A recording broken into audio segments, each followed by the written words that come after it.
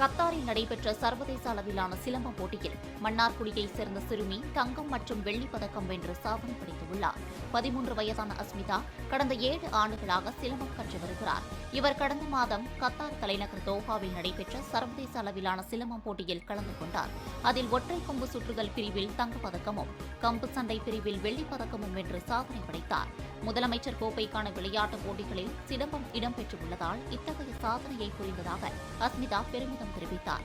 மேலும் விளையாட்டு கல்லூரி விடுதிகளில் தங்கி மேற்கல்வி கற்க அரசு உதவ வேண்டும் எனவும் அஸ்மிதா வேண்டுகோள் விடுத்துள்ளார். கற்றுக்கிட்டு இருக்கேன். நான் டிஸ்ட்ரிக்ட் ஸ்டேட் எல்லாமே கலந்துருக்கேன். நான் போன வருஷம் வேர்ல்டு ஓப்பன் சிலம்பம் சாம்பியன்ஷிப் கத்தார தோஹாவில் நடந்துச்சு. அதை நான் சிங்கிள் ஸ்டிக்கும் ஃபைட்டு கலந்துருந்தேன். சிங்கிள் ஸ்டிக்கில் ஃபர்ஸ்ட்டு ஃபைட்டில் செகண்டே எடுத்திருந்தேன்.